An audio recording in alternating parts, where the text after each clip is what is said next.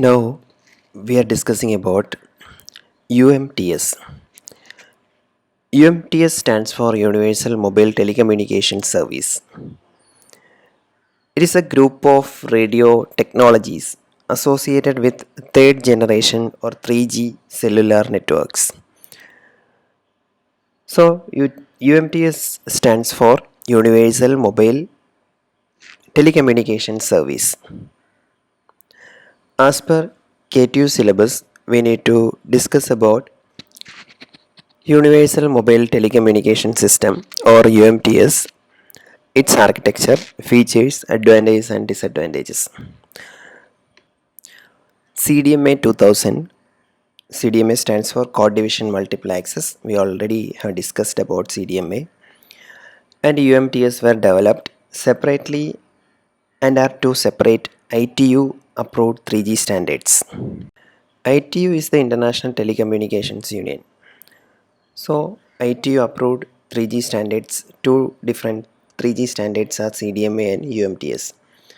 In these networks, coverage is provided by a combination of various cell sizes, ranging from in-building picocells to global cells provided by satellites, giving services to the remote regions of the world.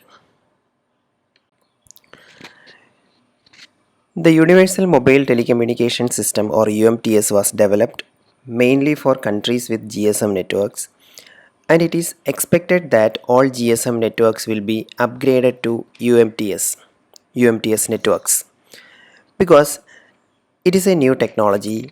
A whole new radio access network has to be built. An important advantage of UMTS is that it gives significantly enhanced capabilities to operators. The UMTS specification has been designed so that the UMTS systems are compatible with GSM networks. Therefore, the UMTS networks can easily work with any existing GSM or GPRS network. The UMTS system or Universal Mobile Telecommunication System use different frequency bands, so the BTS do not interfere with each other. BTS is our base transceiver station.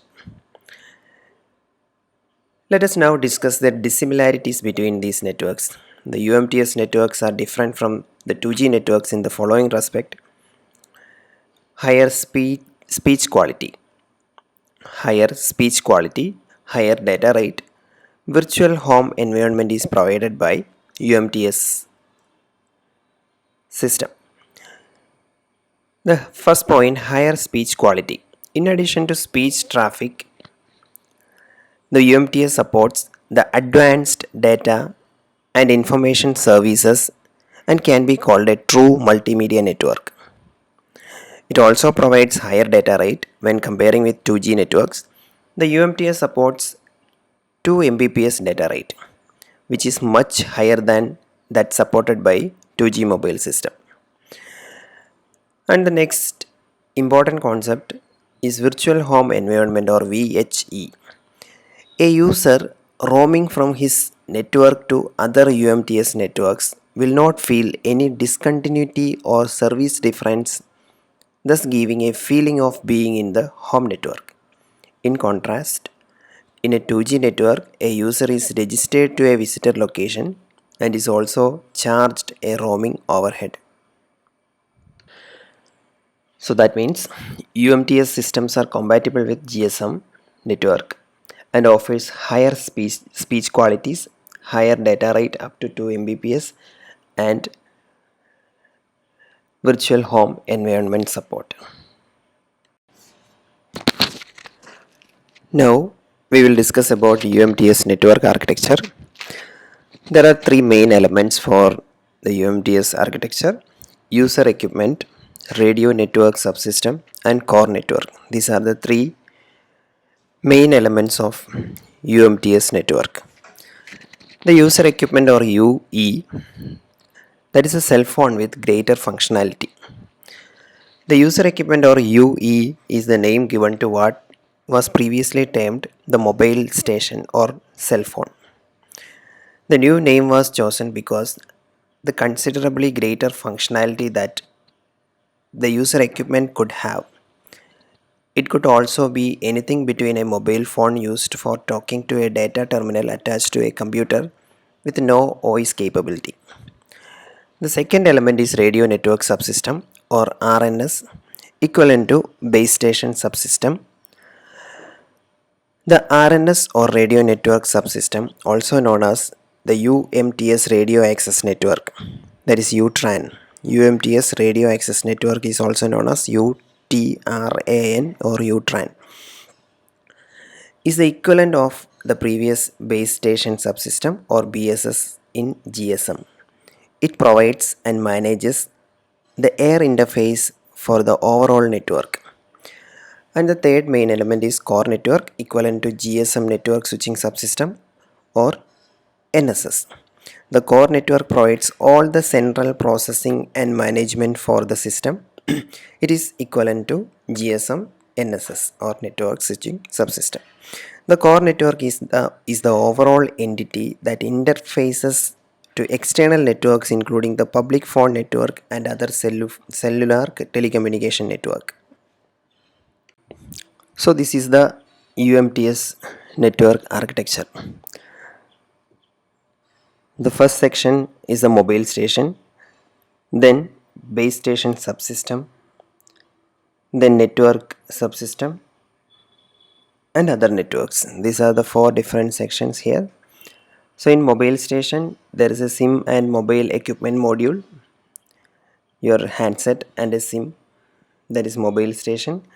Base station is equivalent to GSM base station itself, that has BTS and BSEs.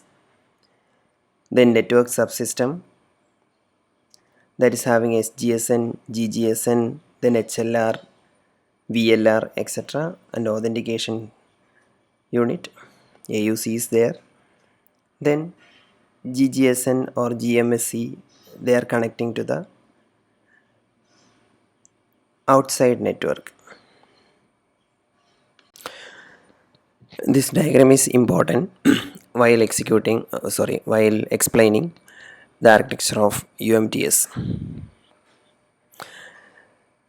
UMTS network architecture consists of three domains. As we already discussed, the main three elements of UMTS network. Core network provides switching, routing and transit for user traffic. UMTS terrestrial radio access network or UTRAN is there, that provides the air interface access method for user equipment and the user equipment or mobile phone.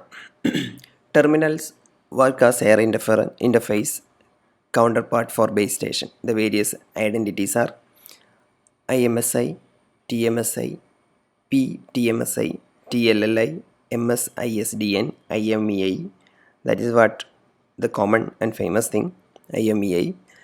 Then IMEI-SV. So these are the different identities for user equipment. If it is a mobile phone, there must be an IMEI number. The UMTS or Universal Mobile Telecommunication System is an upgrade from GSM through GPRS or EDGE. We already discussed about GPRS in the previous topic, and another similar technology is EDGE technology. The standardization work for UMTS is carried out by Third Generation Partnership Project or 3GPP.